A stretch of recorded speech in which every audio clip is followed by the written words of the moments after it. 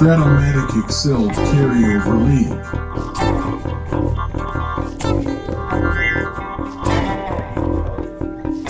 Brought to you by the Shrimp Troller.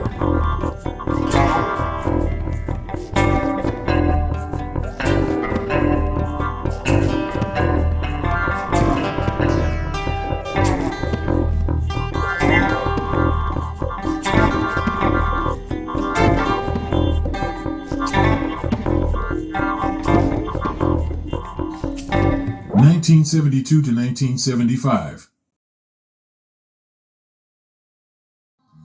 Game 588, Pirates at Braves. Welcome back, baseball fans, to the 1972-75 Carryover League. We are back in the National League with a big series between the Pirates and the Braves. And the third and final round of the postseason tournament, trying to get down to our final playoff field. We're almost there. 2 more series and we'll have a playoff field. Let's take a look at just a quick recap of the American League action in the messy spreadsheet. It gets messier. Texas, an underdog. The Expos, an underdog against 1970s playoff teams Baltimore and Kansas City. Knocked them out 2-1, 2-1. Texas advances as a 6.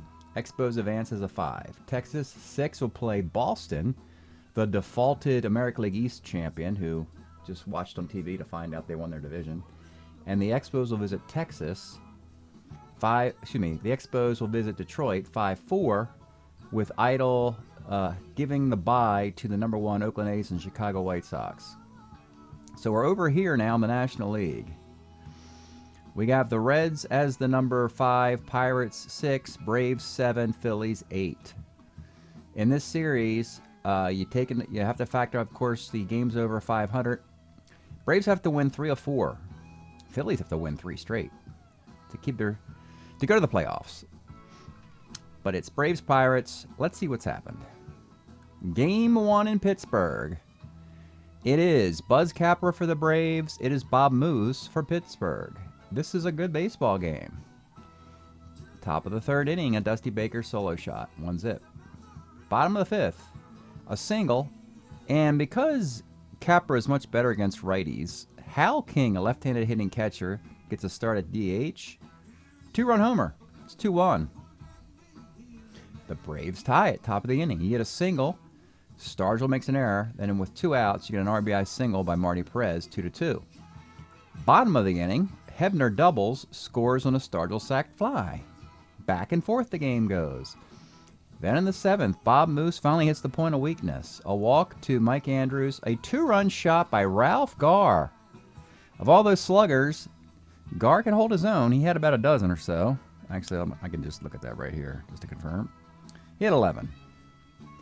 And they take a 4-3 lead. Bottom of the 8th inning, Braves with 6 outs to get. Do you go to Tom House here, knowing you've got to win 3 out of 4 and you can't wear Tom House out as your closer? They go to Mike Beard, who's a pretty decent lefty. After a couple outs, he runs into trouble, though. A walk, a single. Pinch hitter Richie Zisk, so they go to the righty Bob Miller. Zisk gets the single. The game's tied again. Relentless matchup between these 2 squads. A good one. What I expected in the National League. All these final 8 teams are World Series potentials. We go to the 10th inning, and it's the Pirates who went an inning and a third with Ramon Hernandez, a third of an inning for Moffitt, and Justy in 2 innings. In the 9th inning, a single after 2 outs, Davey Johnson doubles. Darrell Evans tries to score from first, gets thrown out at the plate. Then in the top of the 10th, after a single, Johnny Oates, the left-handed hitting catcher for the Braves, acquired in the Earl Williams deal, 2-run dinger. And it is a 6-4 final. Now they bring in Tom House to close the game out in the bottom of the 10th. So Atlanta worked their bullpen magic very well. House only had to pitch an inning for a save. Bob Miller, inning and a third, 2 hits, 2/3 of an inning for Mike Beard, 7 innings for Capra. Moose got knocked out in the 7th, 6 1/3. Inning and a third for Hernandez, Justy 2 innings. It's a 6-4 win for Atlanta. Now it becomes a simple 2 out of 3. A simple rubber match, best of 3 series, as Atlanta got what they needed to do in Game 1 in Pittsburgh. So we remain in Pittsburgh for a Game 2. The idea is the team who's about to be eliminated gets to play at home. And we're not in Atlanta quite yet. We're still in Pittsburgh. Game 2. It's George Stone has had some huge games this year, the left-hander, backing up Niekro and Capro in the 3 slot against Candelaria, who is his first year in the league with a 75 card. Early start for the Pirates again. They had a lead in both games. Clemente triple, scores on a ground ball, 1-zip. Then a solo homer, Richie Hebner. It is 2-zip. Then in the 4th, you get a double by Darrell Evans. And then a 2-out RBI double by Paul Casanova. It's 2-1, Pirates.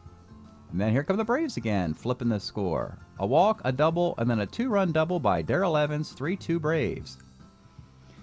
But things fall flat in the 6th inning, particularly the defense of Davey Johnson. He's a 3 E34. He brought a big home run bat from Baltimore to Atlanta. He left the glove behind.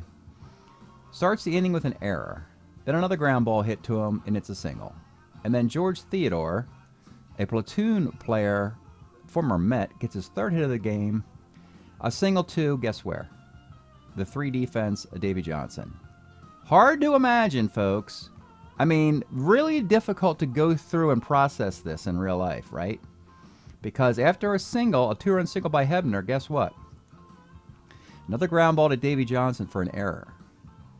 So, if you can envision this, I'm trying to remember, I think it was Chuck Knobloch had a problem like this in one game or one inning where every ball hit to him, he threw over the first baseman's head or something. I don't remember, but something weird like that.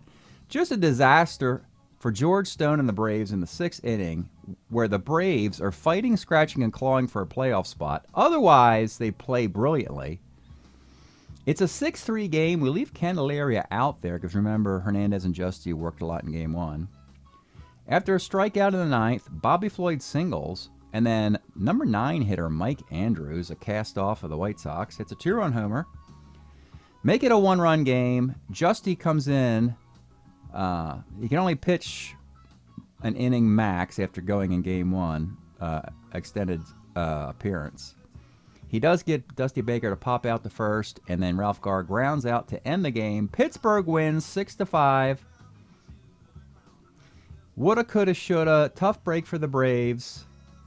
But I tell you what, it's hard to handicap this whole series. It's hard to handicap this whole National League. All these teams have some level of talent that will persevere, you think, under adversity. And that's what the Braves are facing. Adversity now. I don't expect them to lay down. Now that the series has moved to Atlanta for a Game 3, Braves need to win this game, forcing a winner goes to the playoffs Game 4, which will be back in Pittsburgh. Pittsburgh will host the ultimate game of the series only if the Braves win today. So the Pittsburgh Pirates just need one more win to continue their quest to repeat as World Series champs. And we got the aces. This is what you want, folks. You want the best if you can get them. The Pittsburgh Pirates will send Jim Rooker out there. 15-11-74 with a 2.77 ERA, 263 innings. Nuxie, Phil Niekro, a 20-win season in 74, a 2.38 ERA season in 74 for the strong pitching Braves of 74. Niekro, Capra, and Tom House, all from that season. Braves are a heck of a team. You may not remember it, folks, because you kind of have to piece this together over a few years. You got the 73 bats and the 74 pitching combined into one powerhouse. That's what the Braves are. And the Pirates are the Pirates. Arguably the most talented team in baseball. Jim Rooker, Phil Niekro, what a day in the National League. In my opinion, incredibly better and more competitive league than the American League. Let's get started. Leading off for Pittsburgh will be Richie Hebner. 58, flies to right. Al Oliver, 1-3, center. And Roberto Clemente, 37's a K. Bottom of 1, it's Dusty Baker. 54 flies to right. Ralph Garr, 1-7. Double 1 to 5 is a base hit. A stealer, but Sanguine is called every day, particularly to make sure Garr doesn't swipe any bases. That's fine with Atlanta. Enables the plus to come into play. Haven't hit one yet, though. Hank Aaron, 111, just misses a plus. That's a 6-4-3 double play. By the way, a roll of 110 is a single through that hole. All right, top of the second. It's Stargell, pops, comma, 56. And the Pirates have a base hit. Double 1 to 6, base hit for pops. Richie Zisk, 37's a K. Manny Sanguine, 6'10". Third X, this is Darrell Evans. A 3E25 at third. And he boots the ground ball. Well, you know, yeah, you're not going to expect the Braves to be a good fielding team. They're not. The good parts, they got Dusty Baker's a 2E5 in center. You got Mike Andrews is a 2 at first, but he's an E25, and we'll just leave the rest alone for now. Don't need to talk about the rest of it. 2 on, 1 out, Dave Parker, 69 center. And with 2 outs, Frank Tavares, 1-7 is a K. Bottom of the second, it's Darrell Evans. 1-9, it's Homer 1-2, flies out. Davey Johnson, 3-6, flies to left. Rico Suave, 1-6, is a base hit for Rico. Casanova, 2-5, flies to left field. All right, Rennie Stennett. 2-6, pops to first. Hebner. 2-12, first. And Oliver, 59, rolls a second. Bottom of the third. The Aces doing their stuff. Bobby Floyd, 45, right. Mike Andrews, 5-12, rolls first. And Dusty Baker, 47, pops the first. Roberto Clemente, 5-12, walks off Negro. And now you got Pop Stargell, possible MVP of the National League. 45, flies left. Richie Zisk, 62, rolls first. Runner in scoring position for Manny Sanguine, 2-7, pops to third. Necro has the knuckleball, baffling the Pirates today. Bottom of the fourth, Ralph Garr, 58, strikes out. Hank Aaron, 47, pops to first. Darrell Evans, 67, walks. The 2 outs is Davey Johnson, and he strikes out. Moving right along into the fifth of a scoreless game. Dave Parker, 2-9, second. It's always good to get the first 5 innings done in like 4.5 minutes. And then spend another half hour, 45 minutes for the last 3-4 innings. Frank Tavares, 1-8 to walk. He has speed. They have Casanova with a 0 arm. Stennett is going to do a little hit and run action with 1 out. Runner's going to attempt to steal, and he makes it. Frank Tavares stole a base. A rare stolen base attempt for the Pirates. The only guy really who has speed on the team. He's at second with 1 out. Stennett, who swung through the hit and run, will swing away now. 67, and he strikes out. Now, back up top. Runner in scoring position, Hebner. 56 off a Nuxie. Double 1 to 6. That's a double. That will score the run. So the stolen base by Tavares, I should say, is the difference thus far. Al Oliver, 46, is a walk. Big moment here for Nuxie. It's only Roberto Clemente. 1-4, just misses and skies to center field. The Pirates have a 1-0 lead, though. Bottom of the fifth. Let's pause a moment for station identification. This is the Shrimp Trawler video channel. Este es el canal de videos de camaroneros. Longer break there. I got hot pipe and coffee on the table, folks. I can't, do an 8-second break. Get back to the game that quickly. All right. Bottom of the fifth, 1-0. Braves, surely you're not going to get shut out in an elimination game with all the lumber company you have. Battle of lumber companies. Pittsburgh Lumber Company. I don't know what you call the Braves, but something good. All right. Rico Suave leads off. 67, single one to 17. Lines out at a 19. Rooker gets a huge break there. Casanova, 68's a walk. Bobby Floyd, 35, center. And Mike Andrews, 19's a walk. Back up top to the dangerous Dusty Baker with 2 on and 2 outs. 1-6 flies to center field. Well, the Pirates have a couple more base runners and a 1-0 lead as we go to the 6th. It's Willie Stargell. 57 strikes out. Richie Zisk, 2-8, also strikes out. And Sanguian, 42, comebacker to the mound for Nuxie. Just 1 run allowed on the 2-out Hebner double that scored Taveras, who stole a base. That's our scoring, folks. Expected more offense, but we have the aces. So, aces are better at this moment. Ralph Garr leads off. 55, short X. Weakness defensively for the Pirates. Taveras, a 3. E44 short. And here we go. Error on the shortstop. See, this would have hurt the Pirates a year ago in the World Series, but the Tigers, their opponent, had a worse defensive shortstop. This is the recipe for blowing games. Defensive miscues late. So the speedy Ralph Garr is on. Still not going to steal. They'll keep that plus open for Hank Aaron. 4-10 is a sky to center field. This is Oliver, a 3-5. Look, we're not professing the Pirates to be Gold Glovers. They're not.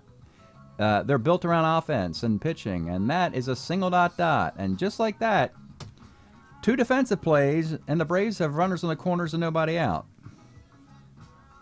Just can't do this in playoff baseball, or in this case, playoff qualifying baseball.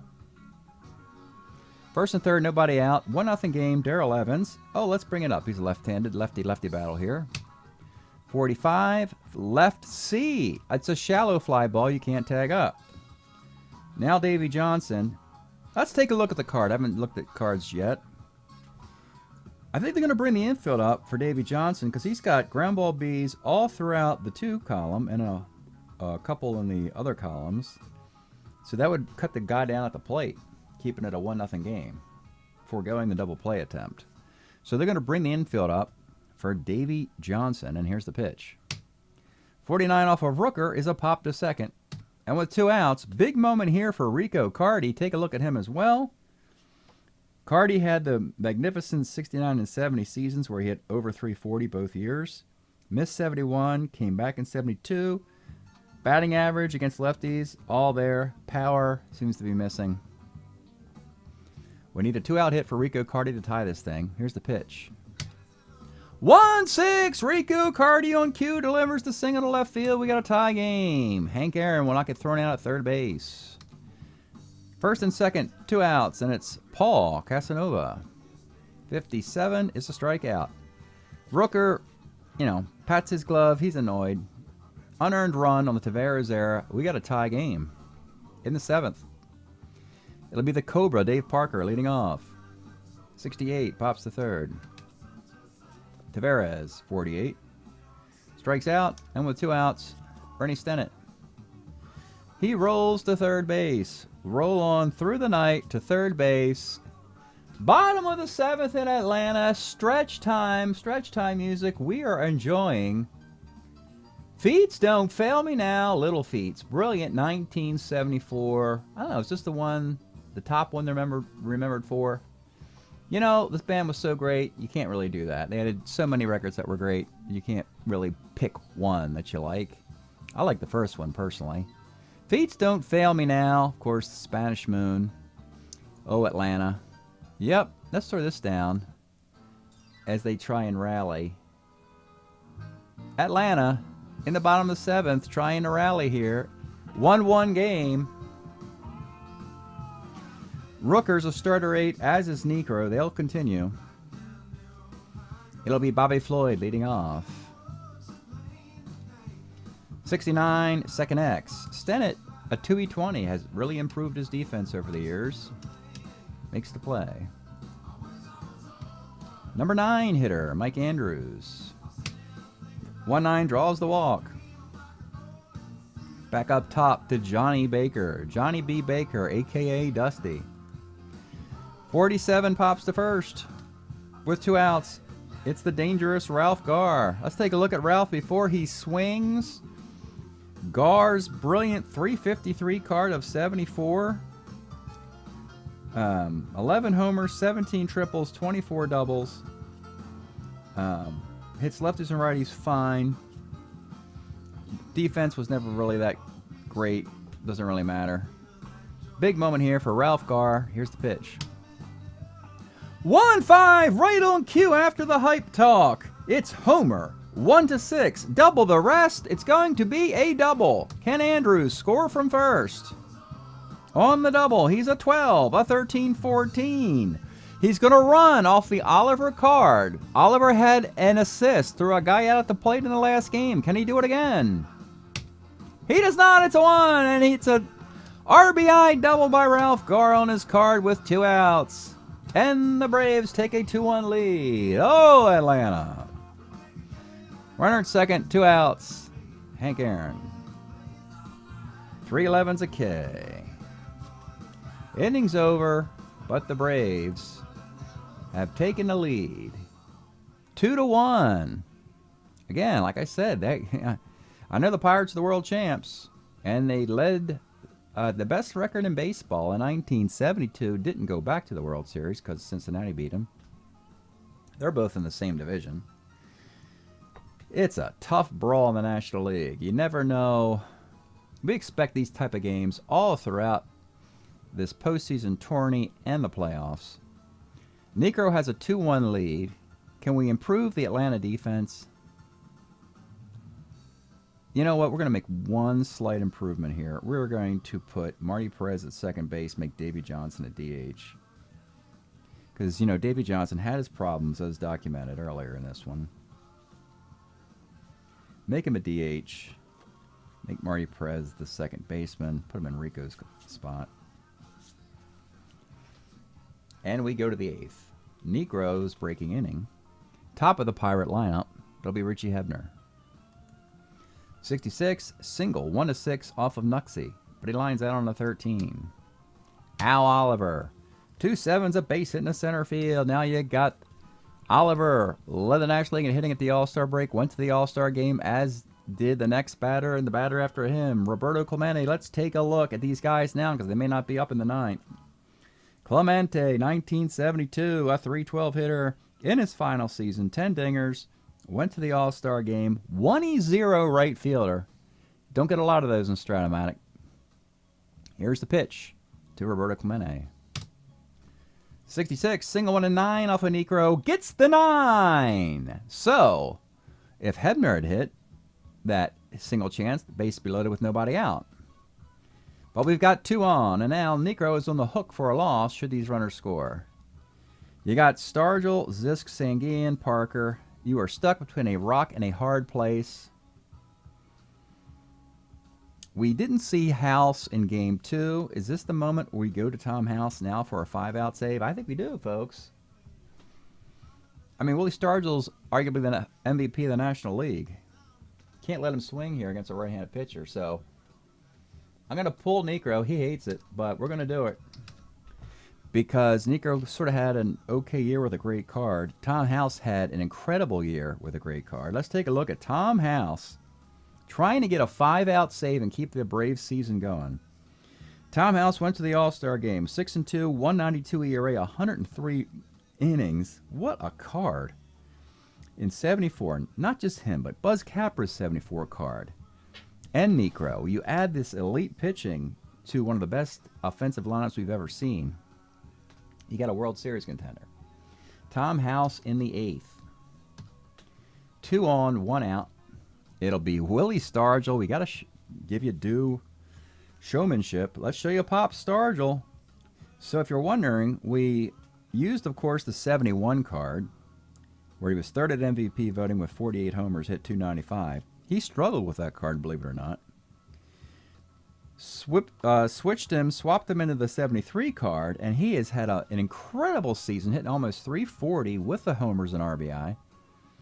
He and Johnny Bench are leading the voting for MVP. Pop Stargell will bat. With runners at first and second and 1 out, here's the pitch. 58 off of House, lines a second. And with 2 outs, it's Richie Zisk. Here's the pitch to Richie. 37 is a K. Tom House battens down the hatches there in the 8th inning of the House. Bottom of the 8th, Jim Rooker. He's gone back out there. He's had a heck of a day. A 2-out double, an unearned run in the 6th. But somehow he's trailing 2-1. He'll face Darrell Evans. 2-9 is a K. Davey Johnson, 38. Grounds a short. And Marty Perez, 2-8 is a single. And Casanova, 2-5, flies to left field. We go to the 9th inning, folks. It's 2-1. Any more defense for, you could, theoretically, swap catchers, because Tavares might reach base this inning. You'd like to deter any stolen base attempts, or encourage them, and bait them into getting a caught stealing. Johnny Oates with a -1 arm will take over for Casanova. We go to the 9th. For the Pirates, it'll be Sanguian, a pinch hitter for Dave Parker, probably, which would be Theodore or Milborn in that case. But, yeah, this is what the Braves want, bottom of the Pirate lineup. You don't want to get back up to Hebner. Stay away from that. Let's get the next 4 batters out in the 9th and send it back to Pittsburgh for an ultimate game. That seems deserving at this point. It'll be Manny Sanguian leading off. 4-10, third X. This is Darrell Evans. A 3E23 third baseman makes the play. Some home cooking here. I guess the infield grass is taller. They have artificial turf in Pittsburgh. Yeah, that would have gone through for a single. All right, 1 out. Dave Parker can hit lefties very well. No one can hit Tom House very well. The pinch hitter, I'm going to go Larry Milborn here for the Pirates. Beef Stealer. Here's the pitch to Larry Milborn. 1-7 for Larry is a single 1-3. Line out the rest, and he lines out. The Tom House effect. There's 2 outs, and it's Frank Tavares. Needs to get on and maybe attempt to steal. Here's the pitch to Frank Tavares. 1-8 for Tavares is a base hit. So he's on. He's a beef stealer. Do you try and steal to get into scoring position with Rennie Stennett up? Stennett actually has power. Let's take a look at Rennie Stennett's card. He actually has power. He's got a 12 shot on 10. House has a 9 shot on 4. So you've got a reasonable chance of leaving this dude in there to hit the home run or an extra base hit, scoring the speedy Tavares. So I'm not going to steal here. Plus, the Braves are going to hold Tavares on. They don't want the tie run at second, so they're going to hold him on.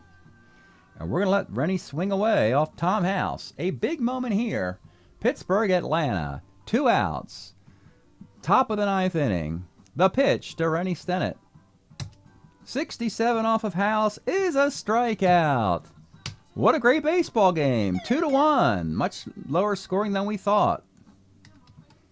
House gets the final 5 outs. Jim Rooker pitched fantastic for the Pirates. Can't get a W. Pirates offense went cold. Braves have won 2 out of 3 games. Winner take all in a game 4. It makes perfect sense. Every National League battle will be one like this. House, 5-inning save. 5-out save, I should say. He gives up a hit and 2 strikeouts.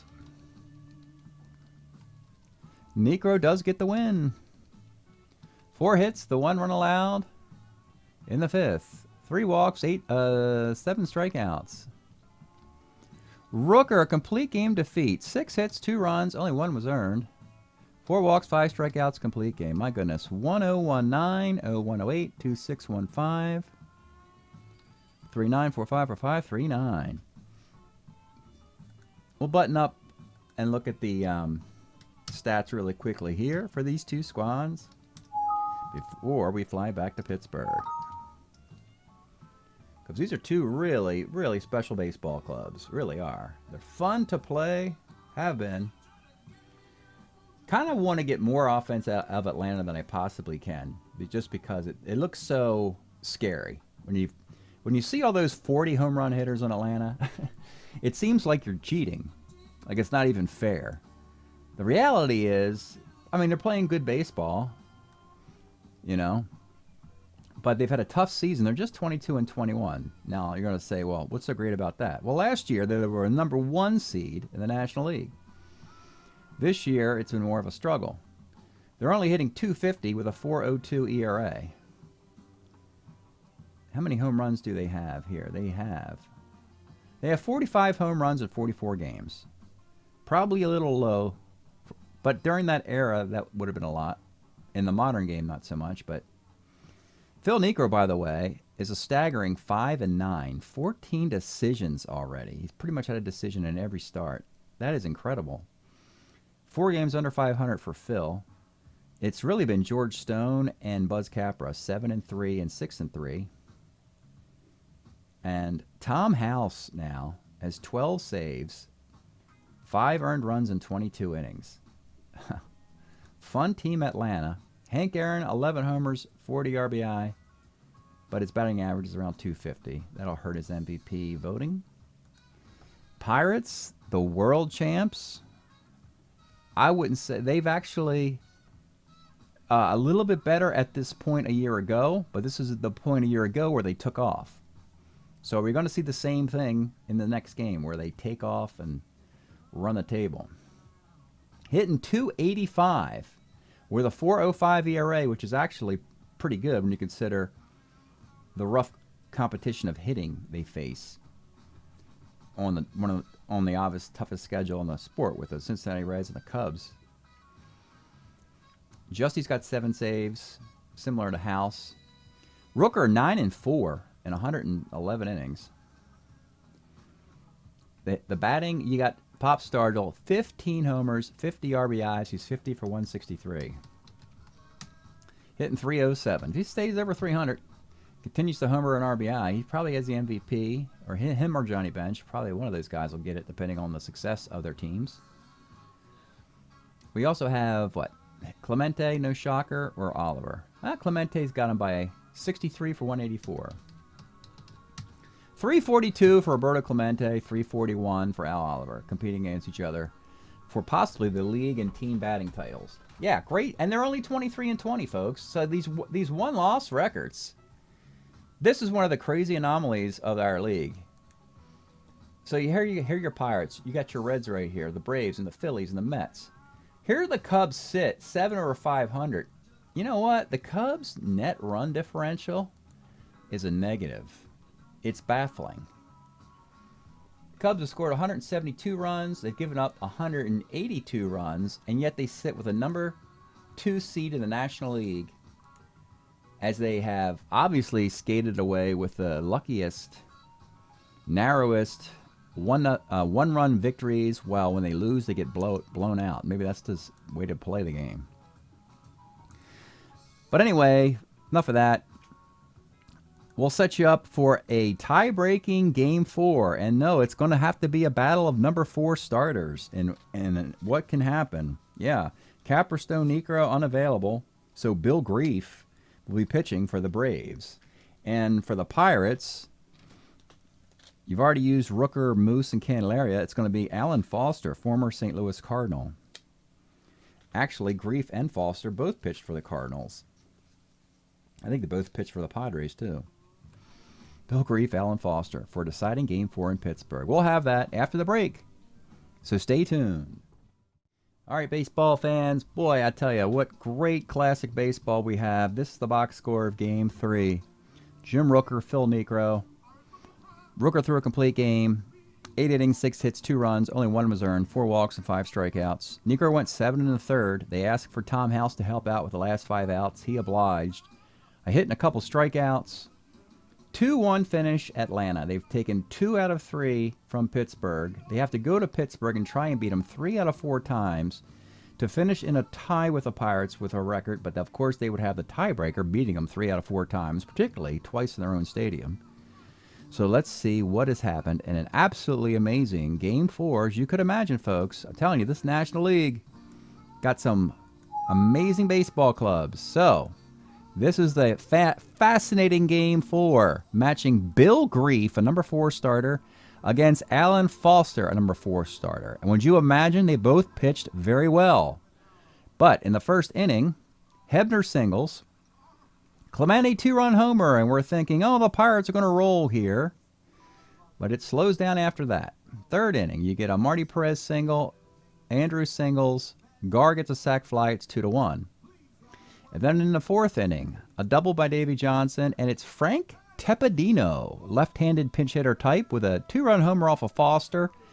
Braves take a 3-2 lead, which means that both the Braves and the Pirates have had the lead in all 4 games. It's all gone back and forth. Great series. Normally expect a blowout in one of these games. Not today. 3-2 game.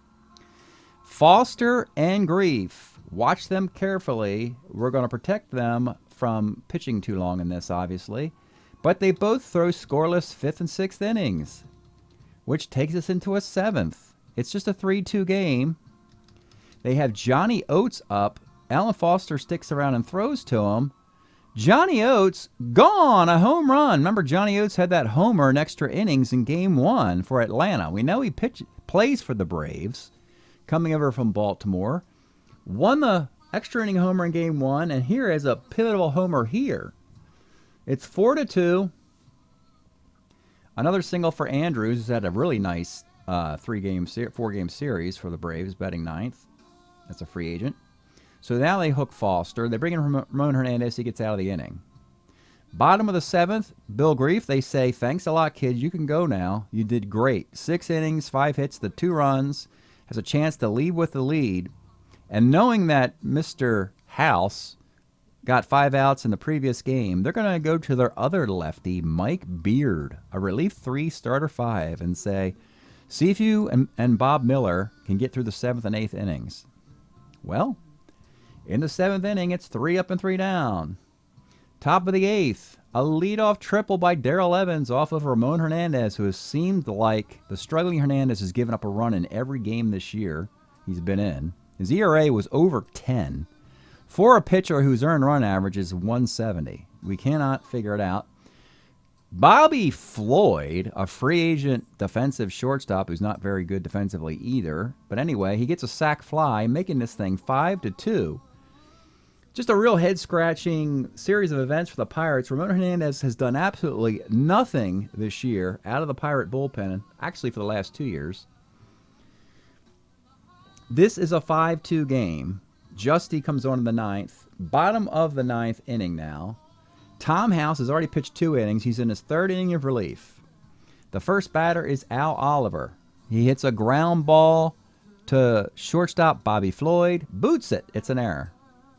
Gets a Clemente. Roberto Clemente flies out.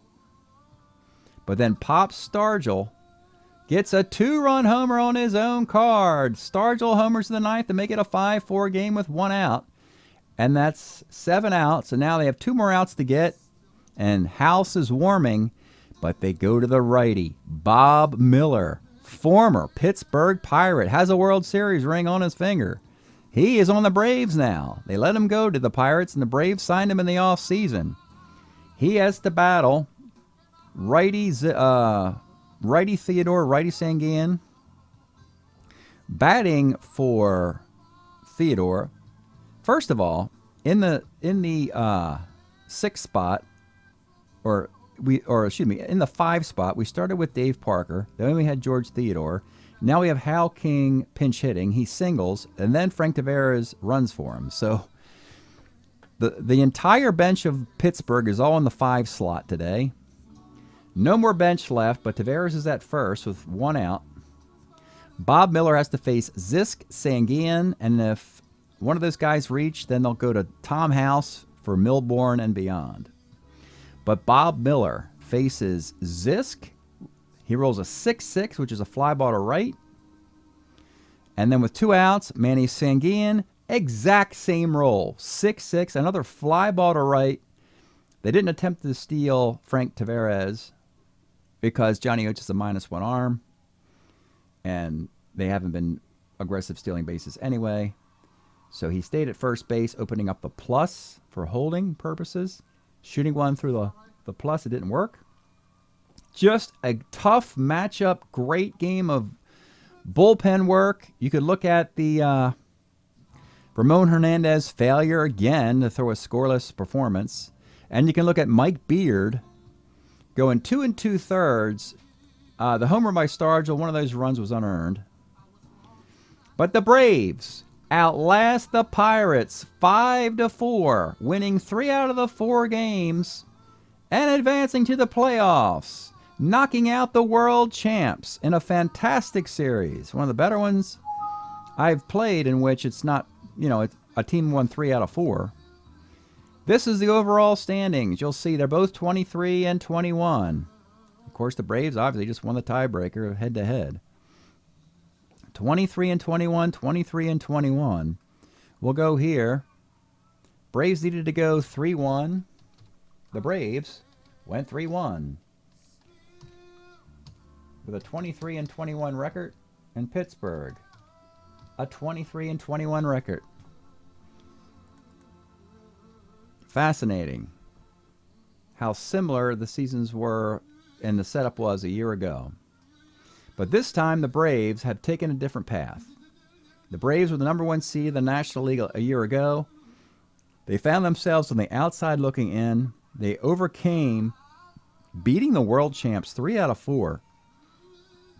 Waiting to see who they'll play in the wild card round of the playoffs, as Philadelphia and Cincinnati will still have to play their series. But that's it today, folks. Break up the Atlanta Braves. They have defeated and knocked out the world champion Pittsburgh Pirates 3-1. Thanks for checking this out. We'll see you next time.